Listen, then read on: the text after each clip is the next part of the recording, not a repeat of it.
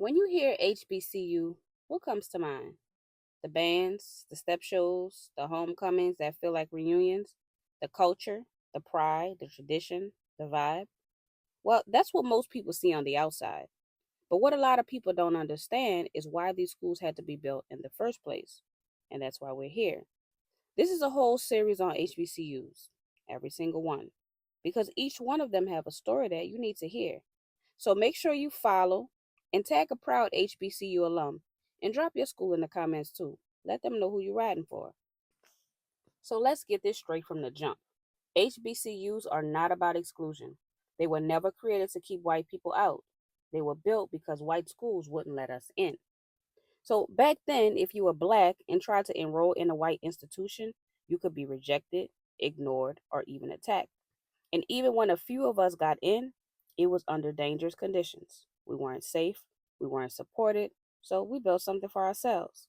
And that's the real story. There was a time in this country when knowing how to read could put your life in danger. If you were enslaved and caught with a book, that could mean a beating or worse.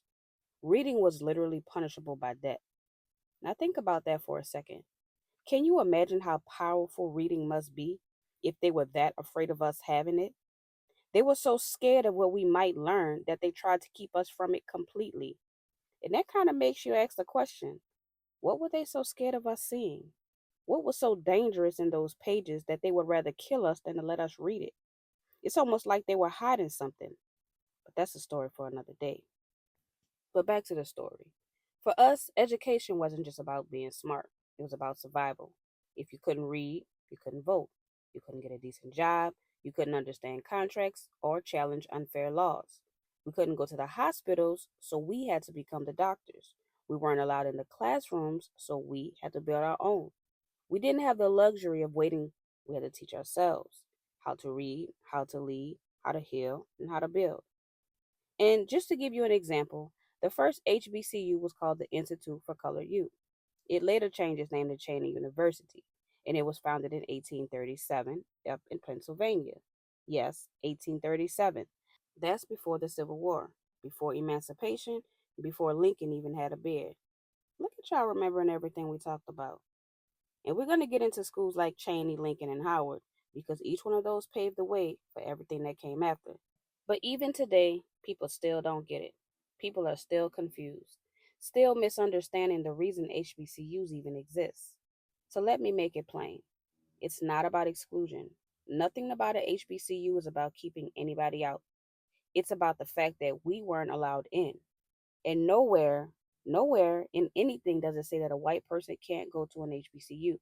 You can go. You always could. That's not what this was ever about.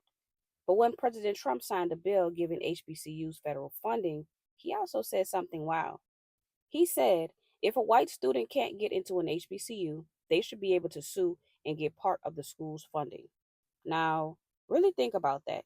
You're really going to take money from a school that was built because we were denied funding and access for centuries? A school that's already underfunded because you felt left out? And the wildest part, some of these HBCUs were cheesing and clapping, so happy that President Trump thought about them. Aw. But listen, don't just take my word for it. If you don't believe me, I'm going to play the clip so you can hear for yourself. And listen closely to the way he talks about HBCUs. And you tell me what it sounds like. Justice to pursue federal civil rights cases against schools that continue to engage in racial discrimination and schools that persist in explicit, unlawful discrimination under the guise of equity will not only have their endowments taxed, but through budget reconciliation, I will advance a measure to have them fined up to the entire amount of their endowment. A portion of the seized funds will then be used as restitution for victims of these illegal and unjust policies, policies that hurt our country so badly.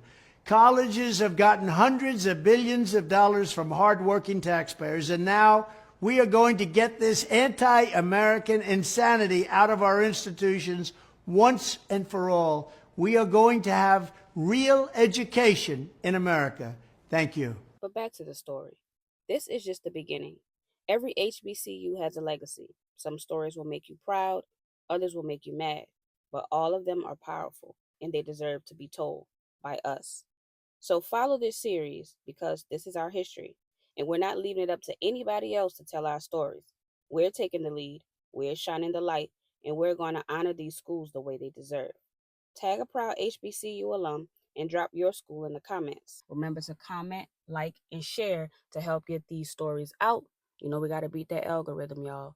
And remember to subscribe for more stories that they'll never put in your textbook. Peace.